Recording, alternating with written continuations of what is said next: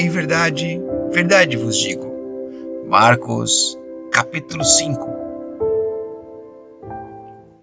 Assim chegaram ao outro lado do mar, à região dos Gesarenos. Quando Jesus desembarcou, imediatamente um homem possuído por um espírito impuro saiu do cemitério e veio ao seu encontro. Esse homem morava entre as cavernas usadas como túmulos e ninguém conseguia detê-lo, nem mesmo os concorrentes. Sempre que era acorrentado e algemado, quebrava as algemas dos pulsos e despedaçava as correntes dos pés. Ninguém era forte o suficiente para dominá-lo. Dia e noite vagava entre os túmulos e pelos montes, gritando e cortando-se com pedras. Quando o homem viu Jesus, ainda a certa distância, correu ao seu encontro e curvou-se diante dele. Então soltou um forte grito: "Por que vem me importunar, Jesus, Filho do Deus Altíssimo? Em nome de Deus, suplico que não me torture." Pois Jesus já havia falado ao espírito: "Saia deste homem, espírito impuro." Jesus lhes perguntou: "Qual é o seu nome?" Ele respondeu: "Meu nome é Legião, porque há muitos de nós dentro desse homem." E os espíritos impuros suplicaram repetidamente que ele não os enviasse para um lugar distante. Havia uma grande manada de porcos pastando num monte ali perto. "Mande-nos para aqueles porcos", imploraram os espíritos. "Deixem que entremos neles." Jesus lhe deu permissão. Os espíritos impuros saíram do homem e entraram nos porcos, e toda a manada, cerca de 2.000 porcos, se atirou pela encosta íngreme do monte para dentro do mar e se afogou. Os que cuidavam dos porcos fugiram para uma cidade próxima e para seus arredores, espalhando notícia. O povo correu para ver o que havia ocorrido. Chegaram até onde Jesus estava e viram o homem que tinha sido possuído pela legião de demônios. Estava sentado ali, vestido e em perfeito juízo, e todos tiveram medo. Então, os que presenciaram os acontecimentos contaram aos outros o que havia ocorrido com o homem possuído por demônios e com os porcos. A multidão começou a suplicar que Jesus fosse embora da região. Quando Jesus entrava no barco, o homem que tinha sido possuído por demônios implorou para ir com ele. Jesus, porém, não permitiu e disse: "Volte para sua casa e para sua família e conte-lhes tudo que o Senhor fez por você e como ele foi misericordioso." Então o homem partiu e começou a anunciar pela região das 10 cidades quanto Jesus havia feito por ele, e todos se admiravam do que ele dizia.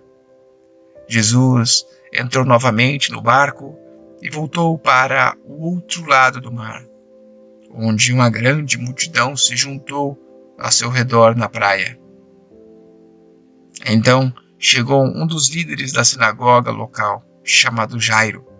Quando viu Jesus, prostrou-se a seus pés e suplicou repetidas vezes: "Minha filhinha está morrendo. Por favor, venha e ponha as mãos sobre ela. Cure-a para que ela viva." Jesus foi com ele e todo o povo o seguiu, apertando-se a seu redor. No meio da multidão estava uma mulher que havia 12 anos sofria de hemorragia. Tinha passado por muitas dificuldades nas mãos de vários médicos e, ao longo dos anos, gastou tudo o que possuía sem melhorar. Na verdade, havia piorado. Tendo ouvido falar de Jesus, aproximou-se por trás dele, no meio da multidão, e tocou em seu manto, pois pensava: "Se eu apenas tocar em seu manto, serei curada." No mesmo instante, a hemorragia parou e ela sentiu em seu corpo que tinha sido curada da enfermidade. Jesus imediatamente percebeu que dele havia saído o poder. Por isso, virou-se para a multidão e perguntou: quem tocou em meu manto?